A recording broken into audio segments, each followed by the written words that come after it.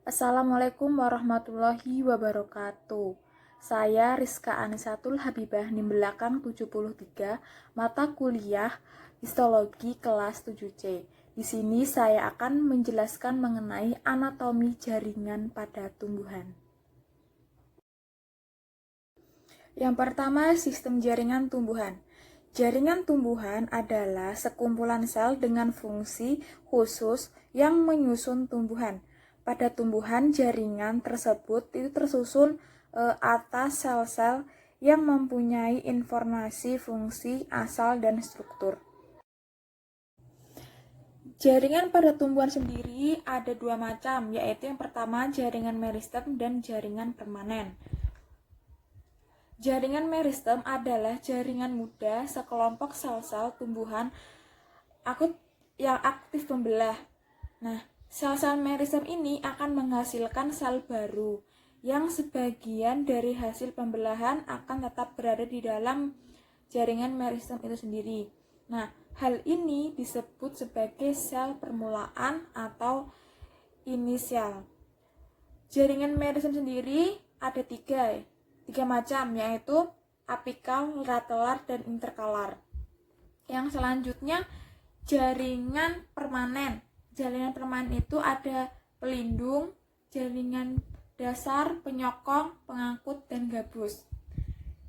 Jaringan penyokong itu jaringan yang memberikan kekuatan bagi tumbuhan sehingga dapat berdiri tegak. Kalau dasar itu disebut juga dengan parenkim. Nah, jaringan ini terdapat di organ tumbuhan. Yang selanjutnya ada jaringan pengangkut. Nah, jaringan ini yang bertugas sebagai mengangkut zat. Jaringan ini sendiri terdiri dari pembuluh, yaitu pembuluh filem dan floem. Filem itu menghantarkan air dan mineral dari akar ke daun, sedangkan floem itu untuk mengangkut hasil fotosintesis. Yang selanjutnya struktur dan fungsi jaringan meristem. Jaringan meristem sendiri itu kan tadi ada meristem apikal, ada meristem interkalar, lateral. Nah, meristem apikal itu terdapat di ujung tanaman, di ujung batang tanaman, di bagian yang masih mudanya. Biasanya terdapat di ujung batang dan ujung akar, itu terdapat meristem apikal. Yang selanjutnya ada meristem interkalar. Nah, itu pada pangkal ruas batang, terjadi di pangkal ruas batang. Sedangkan yang meristem latelar itu sendiri terjadi pada kambium pembuluh dan kambium gabus.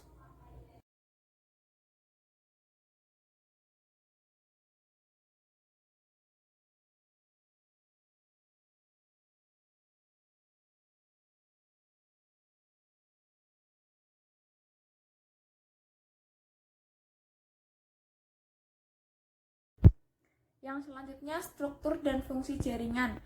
Jaringan meristem sendiri itu kan adalah jaringan yang sel penyusunnya bersifat embrional, yang artinya harus-menerus membelah diri untuk menambah jumlah sel baru sel tubuh tumbuhan. Nah, sel meristem ini merupakan sel muda dan belum mengalami diferensiasi dan spesialisasi. Ciri-ciri jaringan meristem. Yang pertama, selnya itu berukuran kecil. Yang kedua, terdiri dari sel-sel muda dalam fase pembelahan dan pertumbuhan. Yang ketiga, nukleus belum berukuran relatif besar. Yang keempat, sel berdinding tipis. Yang kelima, sitoplasma berjumlah banyak. Yang keenam, vakula berukuran kecil. Yang ketujuh, selnya itu berbentuk gabus. Dan yang kedelapan, plastida belum matang. Untuk fungsinya sendiri, jaringan meristem yang pertama sebagai jaringan penyokong pada pertumbuhan diameter batang. Yang kedua sebagai jaringan penyokong pertumbuhan meninggi pada batang dan memanjang pada akar. Yang ketiga, sebagai jaringan penyokong dalam pertumbuhan organ perantara tanaman. Dan yang keempat, pertumbuhan dan perkembangan menjadi panjang, besar, dan meningkat. Nah, ini adalah jaringan meristem apikal. Ya tadi kan tunas apikal itu terdapat di pucuk akar sama terdapat di tunas sama di akar paling bawah sendiri. Kalau kambium di dalamnya ya. Itu.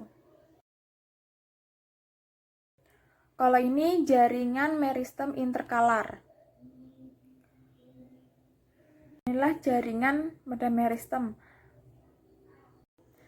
Nah, yang selanjutnya struktur dan fungsi jaringan permanen. Jaringan yang berasal dari pembelahan sel meristem primer maupun sekunder yang telah didiferensiasi dan terspesialisasi, mengalami perubahan bentuk sesuai dengan fungsinya. Nah, berdasarkan jumlah sel, jaringan sederhana itu ada parenkim, kolenkim, dan sklerenkim. Sedangkan jaringan kompleks itu ada epidermis, hilem, dan floem. Menurut fungsinya itu dikelompokkan menjadi 5. Yang pertama ada jaringan pelindung, itu epidermis. Yang kedua jaringan dasar itu parenkim, jaringan penyokong itu kolenkim dan sklerenkim. Sedangkan jaringan pengangkut atau pembuluh itu ada xilem dan floem. Sedangkan yang terakhir ada jaringan gabus. Yang pertama, struktur dan fungsi dari jaringan epidermis. Nah, jaringan epidermis ini tersusun dari selapis sel yang terbentuk pipih rapat. Sel-selnya itu hidup dan tidak memiliki klorofil. Klorofil itu adalah zat pemberi warna pada tumbuhan. Yang selanjutnya, fungsi jaringan epidermis itu adalah sebagai pelindung jaringan di dalamnya atau di bawah jaringan, di bawahnya epidermis, tempat pertukaran zat dan menghambat hilangnya air karena penguapan. Ini adalah defret jaringan epidermis. Itu terdapat stomata, trichomata. Terus kayak duri-duri, filament, dan sel klasik. Yang selanjutnya, struktur dan fungsi dari jaringan parenkim. Nah, jaringan parenkim sendiri ini disebut dengan jaringan dasar karena yang pertama menyusun sebagian besar jaringan pada akar, batang, daun, dan buah. Terdapat di bagian berkas jaringan atau pengangkut. Terdapat di antara jaringan lain, misalnya di antara xilem dan floem. Struktur dan fungsi jaringan parenkim dapat dibedakan dengan jaringan lain karena sel-selnya itu merupakan sel hidup yang berukuran besar tipis. Umumnya itu berbentuk dari 6 segi. Yang kedua memiliki vakuola. Yang ketiga letak inti selnya itu mendekati dasar sel.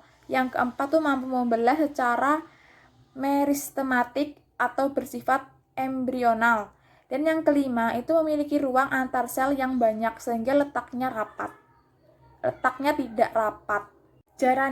Jaringan parenkim berdasarkan fungsinya. Yang pertama ada parenkim asimilasi. Yang kedua parenkim penimbun.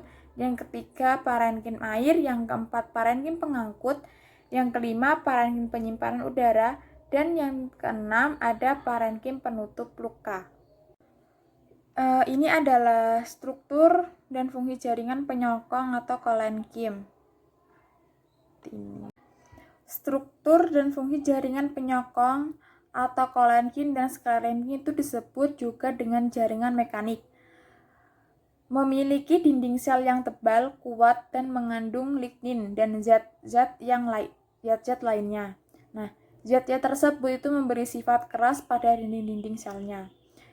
Di samping itu, sel-selnya itu juga telah mengalami spesialisasi. Fungsi jaringan penyokong. Yang pertama, untuk menghubungkan jaringan satu dengan jaringan lainnya. Yang kedua, menguatkan tegaknya batang, daun, termasuk penguat terhadap gangguan mekanik. Yang ketiga, melindungi biji atau embrio.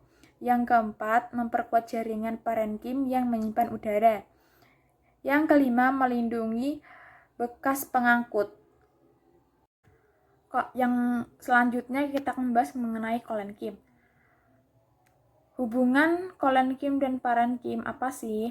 Nah, terdapat di bawah batang permukaan kolenkim ini terdapat di bawah permukaan batang dan daun muda.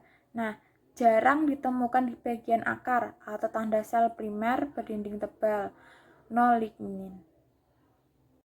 Kalau sklerenkim itu adalah organ dewasa pada tumbuhan. Nah, dinding sel itu tebal, berlignin atau berkayu. Nah, sedangkan protoplasmanya itu mati, tidak dapat aktif setelah dewasa. Nah, terdiri dari serabut, sklerenkin, dan sklererit. Ini adalah struktur dari jaringan pengangkut. Jaringan pengangkut ada yang pertama ada silem. Silem itu berfungsi untuk menyalurkan air dan unsur hara dari akar ke daun. Umumnya merupakan jaringan mati dengan dinding sel yang tebal dan berlapis lignin. Macam-macam susunan sel jaringan silem ini yaitu trakea atau pembuluh kayu, parenkin film, dan serabut atau serat hilem.